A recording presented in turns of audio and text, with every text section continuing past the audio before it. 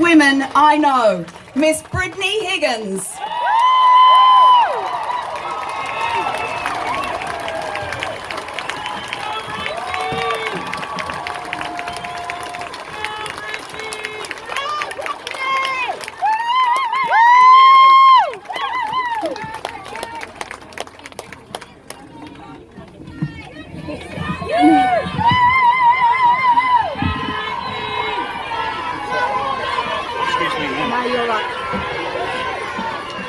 A little bit of quiet, please, and cameras, would you back off?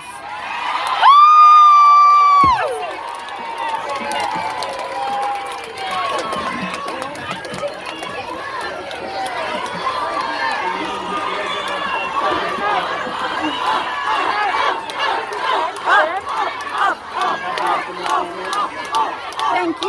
No worries.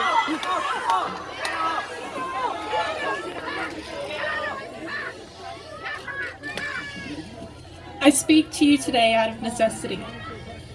We are all here today, not because we want to be here, but because we have to be here. We fundamentally recognise the system is broken, the glass ceiling is still in place, and there are significant failings in the power structures within our institutions. We are here because it's unfathomable that we are still having to fight this same stale, tired fight.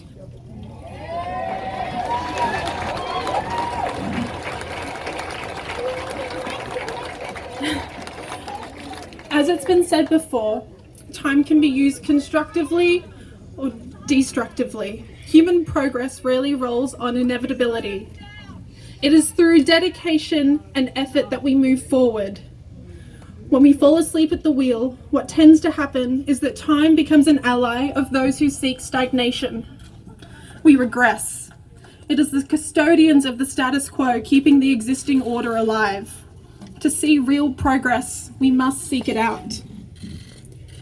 I am cognizant of all the women who continue to live in silence, the women who are faceless, the women who don't have the mobility, the confidence, or the financial means to share their truth. Those who don't see their images and stories reflected in the media, those who are sadly no longer with us. Those who have lost their sense of self-worth and are unable to break their silence, all of which is rooted in the shame and stigma of sexual assault. 1 out of every 5 women in Australia will be sexually assaulted or raped in their lifetime, and if you're a woman of colour, those statistics are even higher. Thanks to Chanel Contos, we now know how rife this sort of behaviour is in our schools.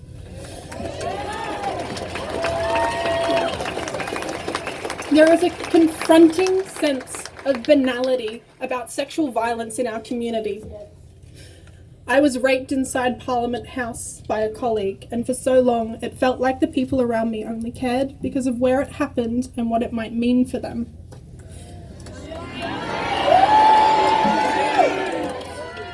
It was so confusing because these people were my idols.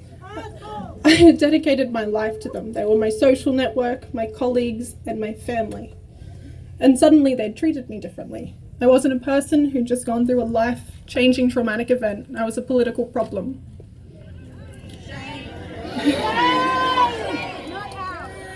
Amanda Vanstone, a former Liberal minister, summed it up the other day. If there was a young girl alleging she had been raped in a different office, would it be on the front page? No, it wouldn't.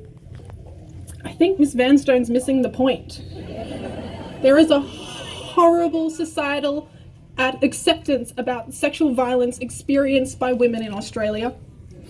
My story was on the front page for the sole reason that it is a painful reminder to women that if it can happen in Parliament House, it can truly happen anywhere.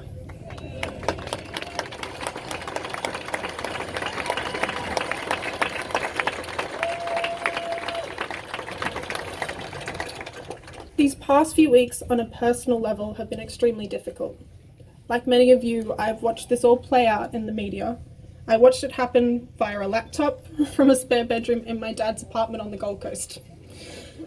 I watched as the Prime Minister of Australia publicly apologised to me through the media, while privately his team actively discredited and undermined my loved ones.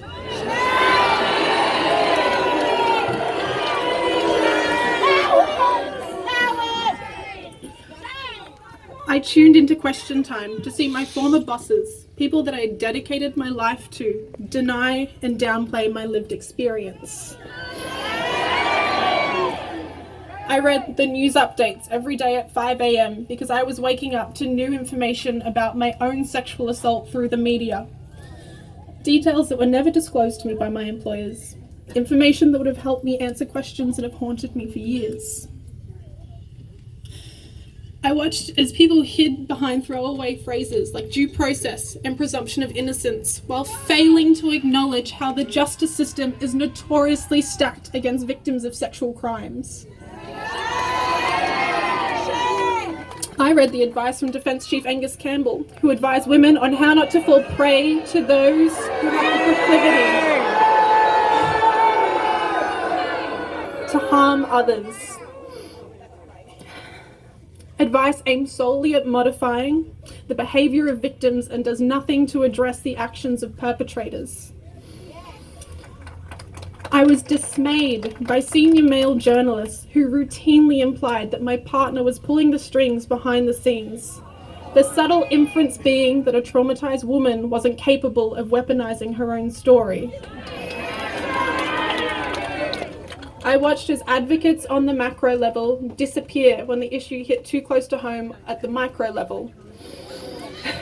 I had my suspicions confirmed when the media exposed the long list of people who knew about what had happened to me. A list that seemed to grow by the day, as truths about internal reviews, Senate committee submissions, office cleans and witness accounts were all unearthed. These are the people making our laws and governing the country. As our leaders, they should be the exemplar, the gold standard. Sadly, this just isn't the case. If they aren't committed to addressing these issues in their own offices, what confidence can the women of Australia have that they will be proactive in addressing this issue in the broader community?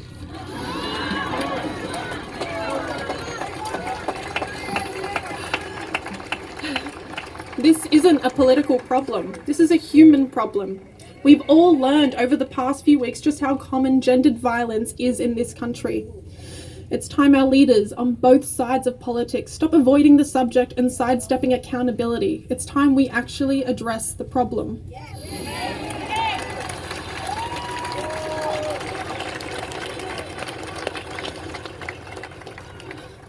I decided to resign and share my story because it was the only thing I felt I could do to say that I didn't co-sign this behaviour.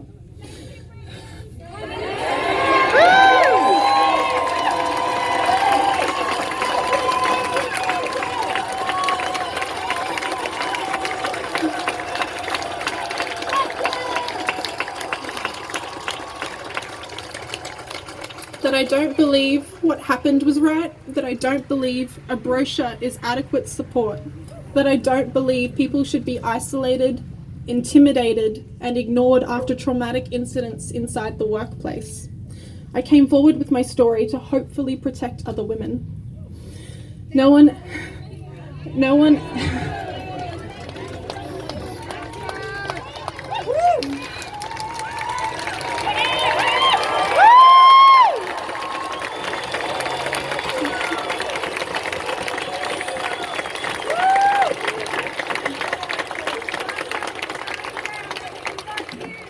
By staying silent, I felt like it would have made me complicit. And if something of this nature had ever happened here again, my ongoing silence would have inadvertently said to those people in charge that you can treat people in this way and it's okay. I want to be clear, it's not.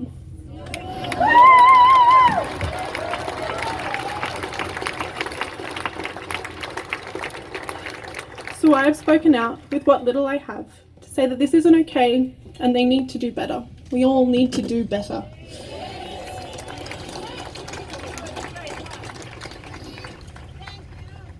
I encourage each and every one of you to set boundaries for yourself and be ruthless in your defense of them.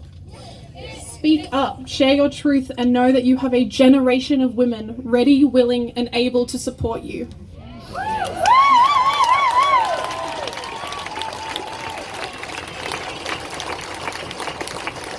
Take ownership of your story and free yourself from the stigma of shame. Together, we can bring about real, meaningful reform to the workplace culture inside Parliament House and hopefully every workplace to ensure the next generation of women can benefit from a safer and more equitable Australia.